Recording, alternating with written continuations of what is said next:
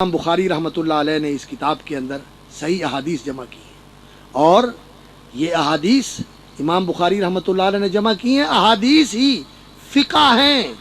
رب حامل فقہ غیر فقیہ، یہ فقہ، اللہ کے رسول صلی اللہ علیہ وسلم نے حدیث کو فقہ کہا ہے، یہ فقہ ہے، یہی دین کی اصل حقیقت ہے، یہی دین کا اصل فہم ہے، یہی دین کی اصل سمجھ ہے جو احادیث کے اندر بیان ہوئی ہے۔ امام بخاری رحمۃ اللہ علیہ نے یہی فقہ یہاں جمع کی، اور اس کے ساتھ اس فقہ کو واضح کرنے کے لیے قرآنی آیات بھی امام بخاری رحمۃ اللہ علیہ نے ابواب کی زینت بنائی ہے۔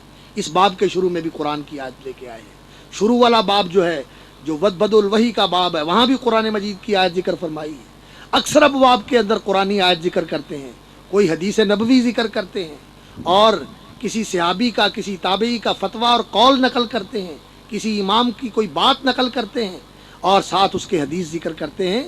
اور اس طرح امام بخاری رحمۃ اللہ علیہ اس کتاب کے پڑھنے اور سمجھنے والے کے لیے فقہی بصیرت کا سامان کرتے ہیں۔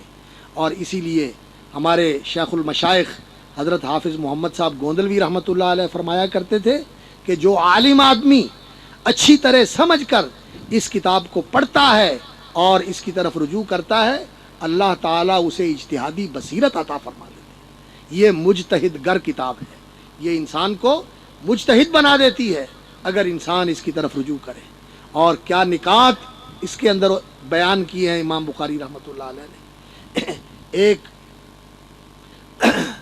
ببلوگرافی جمع کی ہے ایک محققہ نے، پنجاب یونیورسٹی کی طالبہ تھی، اس نے صحیح بخاری کی احادیث کی جو شروح علماء نے لکھی ہیں مختلف زبانوں کے اندر، ان کا تتبع کیا ہے اور جمع کیا ہے، تو اس کی تحقیق یہ ہے کہ 200 سے زیادہ صحیح بخاری کی شروح لکھی جا چکی ہے، 200 سے زیادہ شروح صحیح بخاری کی لکھی جا چکی ہے۔ اتنا علم ہے اس کے اندر، اور جیسے جیسے وقت گزرتا جا رہا ہے یہ علمی نکات و لطائف جو ہیں مزید نکھر کر سامنے آ رہے ہیں۔ جس طرح اللہ رب العزت نے وحی کو ایک ایسا علم کا خزانہ بنایا ہے کہ اس کے لطائف اور اس کے معارف ختم ہونے والے نہیں ہیں، اور یہ رسول اکرم صلی اللہ علیہ وسلم کی احادیث کا صحیح ترین مجموعہ ہے، تو یہ ایسا چشمہ فیض ہے کہ جس کا فیض قیامت تک جاری رہے گا۔ آنے والے علم و ہدایت اس سے حاصل کرتے رہیں گے، اور ہر زمانے کے لوگ اس سے رہنمائی لیتے رہیں گے،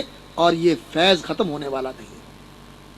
اور امام بخاری رحمۃ اللہ علیہ نے بدء الوحی سے اس کا آغاز کر کے یہ بتایا کہ دین کی بنیاد وحی کے اوپر ہے، عقل کے اوپر نہیں، رواج کے اوپر نہیں، تجربے اور مشاہدے کے اوپر نہیں۔ یہ ساری چیزیں غلط ہو سکتی ہیں، سوچ غلط ہو سکتی ہے، تجربہ غلط ہو سکتا ہے، مشاہدہ غلط ہو سکتا ہے، رواج غلط ہو سکتا ہے، ان چیزوں سے دین ثابت نہیں ہوتا۔ دین ثابت ہوتا ہے تو وحی کے ساتھ ہوتا ہے، وحی حق ہے۔ لقد جاءک الحق من ربک، حقیقت وحی کے اندر بیان ہوئی ہے، اور وحی نور ہے، روشنی وحی کے اندر ہے۔ قد جاءکم من اللہ نور، اور وحی کے علاوہ سب اندھیر ہے۔